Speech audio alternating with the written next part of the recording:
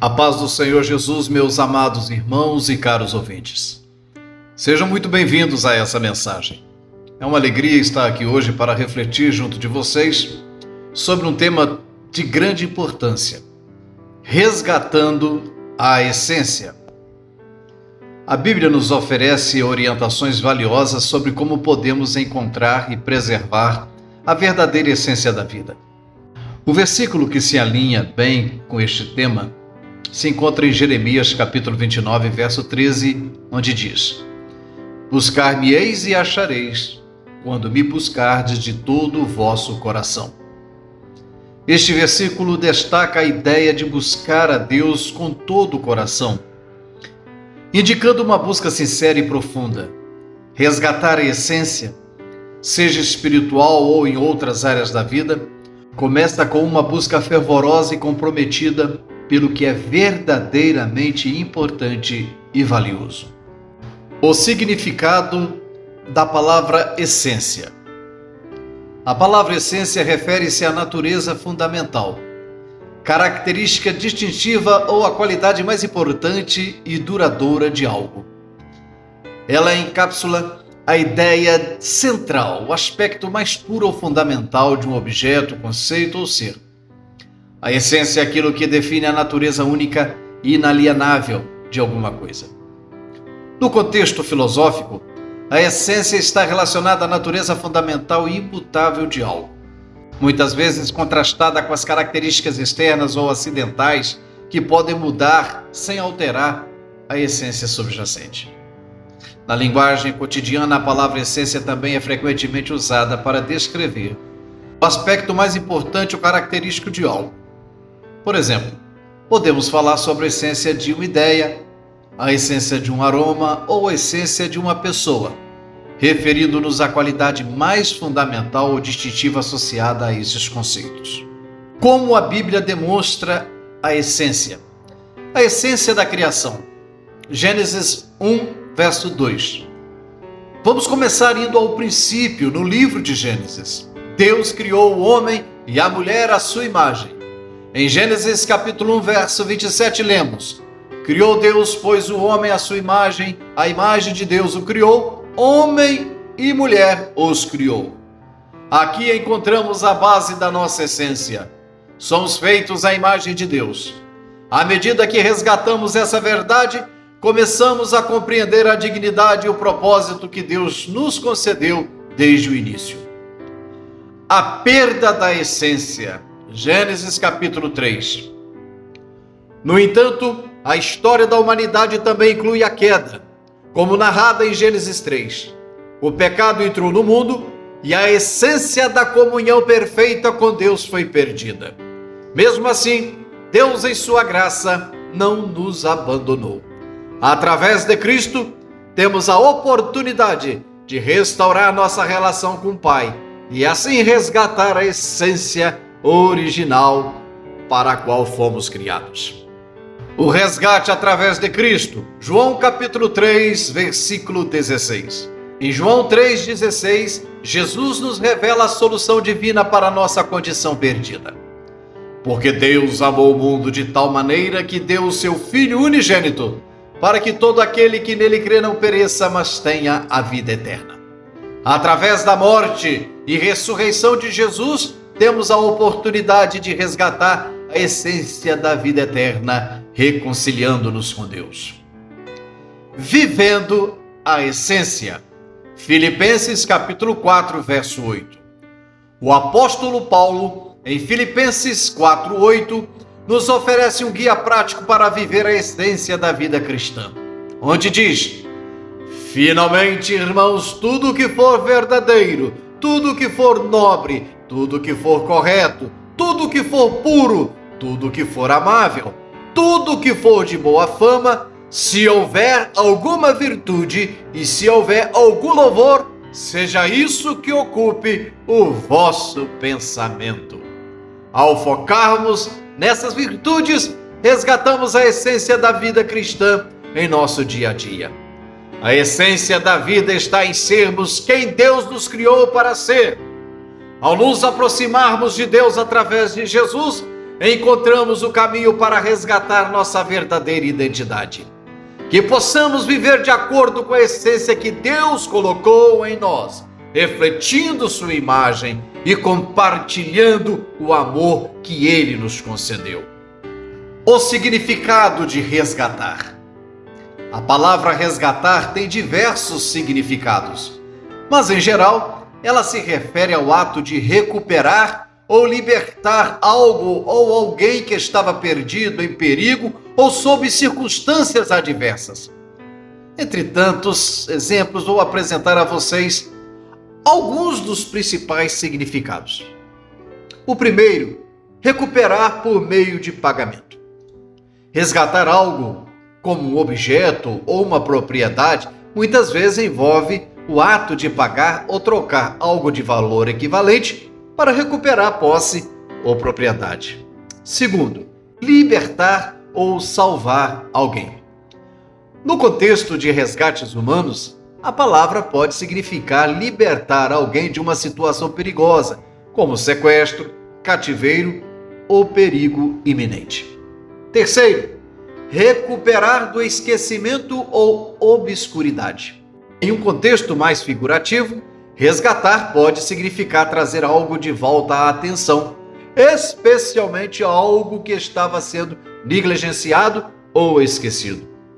Quarto, recuperar ou salvar de uma condição ruim. Pode ser usado para descrever o ato de salvar ou recuperar algo de uma condição ruim, seja física, emocional ou espiritual. Essencialmente, resgatar envolve a ideia de trazer de volta, recuperar ou salvar algo ou alguém que está em uma situação desafiadora, perdida ou em risco. Essência a ser resgatada. A essência da nossa vida como igreja refere-se ao cerne, à natureza fundamental e à qualidade mais profunda dessa convicção, o arrebatamento e a vida eterna. Eu vou enumerar, queridos, alguns pontos que precisamos resgatar.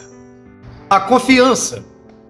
A essência da fé envolve a confiança em algo que não pode ser empiricamente provado ou visto. Dentro desse aspecto, o que norteia a confiança da igreja é justamente o sacrifício de Jesus na cruz. É necessário resgatar a confiança que levantou os apóstolos na sua jornada evangelística. Precisamos resgatar a confiança que moveu a igreja primitiva a enfrentar todas as perseguições sem olhar para trás. É preciso resgatar a confiança que os heróis da fé tinham a ponto de não duvidarem do propósito que Deus tinha para com suas vidas. Precisamos reaver a confiança que homens como Daniel Berg, Gunnar Wigren, Paulo Leivas Macalão e meu saudoso pastor José Ezequiel da Silva tinham em se jogarem de corpo e alma no santo ministério do Senhor. Relação pessoal. É imperativo resgatarmos nossa relação pessoal com Deus. Isso vai além da mera aceitação intelectual de doutrinas. Trata-se de uma conexão profunda e pessoal com o transcendental, o mundo espiritual. Isso é comunhão, ou seja, a participação nas mesmas ideias. É ter a mente de Cristo. Essa relação pessoal não se limita apenas no sentido vertical, em direção a Deus, mas também no sentido horizontal, em relação aos nossos semelhantes. Não adianta fazermos planos para a salvação da alma, almejar morar nos céus, se não soubermos amar o próximo e construir pontes para um relacionamento saudável. Os pilares da igreja primitiva incluíam a adoração, santificação, evangelização e o cuidado com os necessitados, como órfãos e viúvas. Isso demonstra de maneira clara a necessidade de relacionamentos exemplificados pelo cuidado e pela mão estendida. Perseverança. É a capacidade de acreditar mesmo em tempos difíceis. Vivemos tempos onde a perseverança faz toda a diferença, pois a mesma é que nos fará percorrer a nossa carreira como servos do Cordeiro a fim de obter a coroa da vida. Os crentes deste século precisam resgatar a perseverança absoluta, pois do contrário ficarão pelo caminho e perderão a salvação de suas almas. Perseverar significa continuar firmemente em uma ação, propósito ou estado, enfrentando as dificuldades e obstáculos. Perseverar envolve persistência, determinação e resistência diante de adversidades. É o ato de manter-se firme no caminho da fé, mesmo quando enfrentamos contratempos, dúvidas ou o cansaço. Que a essência da perseverança seja um dos alvos a serem resgatados. Motivação. A motivação refere-se ao impulso interno, incentivo ou razão que leva uma pessoa a agir ou se comportar de determinada maneira. A motivação é o desejo ou a vontade que energiza e direciona o comportamento em direção a um objetivo específico. Como Igreja do Senhor, a mesma é impulsionada pelo sacrifício de Jesus, pela comunhão salutar com os céus e o desejo e necessidade de salvar a alma e morar nos céus. Amados, a motivação desempenha um papel crucial na vida cristã, pois a mesma tem a capacidade de proporcionar bem-estar e realização. Esperança no futuro. A fé incorpora a esperança em uma realidade futura, seja na vida presente ou após a morte, na transformação pessoal ou em um propósito maior. Ela proporciona um horizonte de propósitos. A esperança no futuro é o que nos capacita a suportar as dificuldades do presente, mesmo diante de tantas adversidades, privações, perseguições e indiferença. É precisamente a esperança no futuro celestial que nos conforta e nos faz proclamar com alegria que somos mais do que vencedores em Cristo Jesus. O resgate da essência da esperança futura é de suma necessidade.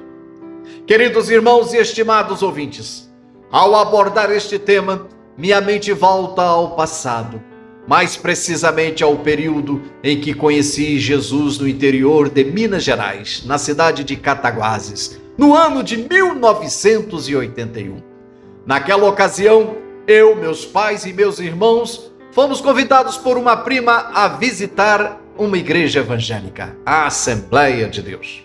Lembro-me vividamente que ao pisar na calçada da igreja com apenas 10 anos, senti meu corpo arrepiar-se e meu coração bater forte. Ao adentrarmos o interior daquele humilde templo, testemunhei aquele povo cantando hinos da harpa cristã de maneira calorosa e contagiante. Eu estava simplesmente maravilhado. Foi quando, bem próximo a mim, comecei a observar uma senhora com os olhos fechados, falando em um idioma que eu não entendia. Era uma língua estranha, mas ao mesmo tempo muito agradável de se ouvir. Quanto mais ela falava, mais meu coração se alegrava. Em um dado momento, eu disse a Deus que gostaria de falar aquela língua. Mais precisamente, eu falei: Papai do céu, deixa eu falar aquela língua que aquela mulher está falando de maneira instantânea. Fui batizado com o Espírito Santo e com fogo. Que glória, que poder! Eu sentia como se pudesse tocar nos céus. Uma experiência inesquecível. Ali pude perceber o que é a essência celestial sendo manifestada numa igreja tão humilde. Ao longo do meu período de vida como pentecostal, sou testemunha e posso afirmar que estamos perdendo nossa essência. Dentro da minha realidade e da minha denominação, eu posso ainda, voltando ao passado, lembrar de diversas atividades que traziam ótimos resultados para a igreja, como o trabalho da banda de música. Quantos jovens se convertiam e permaneciam firmes em decorrência da atividade musical. Chegávamos a ter quase 80 jovens em atividade musical, entre componentes e alunos. Recordo-me ainda das consagrações às quintas-feiras, das 6 da manhã ao meio-dia, a igreja lotada. Não sei como aquele povo fazia, mas eles sempre estavam presentes nas consagrações. Recordo das vigílias mensais e dos cultos ao ar livre todo domingo, com a presença da banda de música, mocidade e toda a igreja, anunciando a salvação. Amados, parecem coisas simples, mas não são. Aos poucos, nossa essência está se perdendo, sendo substituída por invencionices. Hoje, o modismo tomou conta, a exemplo da igreja preta, o tambor preto e o relativismo. Infelizmente, essas coisas têm ganhado força em muitos lugares. Contudo, rogo a Deus que venhamos a despertar e tomar a atitude de resgatar a nossa essência. Que Deus em Cristo abençoe a todos vocês. Que esta mensagem possa trazer um refrigério aos nossos corações e que possam pensar nisso. Meu amado irmão, meus amados ouvintes, ao longo do tempo nós temos tido a preocupação de trazer mensagens de cunho evangelísticos baseado em versículos bíblicos e também em ilustrações.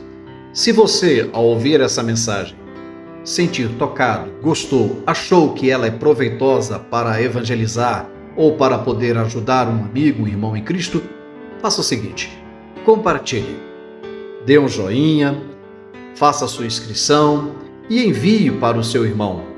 O nosso objetivo principal é evangelizar, ganhar almas para o reino e promover um despertamento espiritual a todos os ouvintes. Que Deus abençoe. Meu muito obrigado.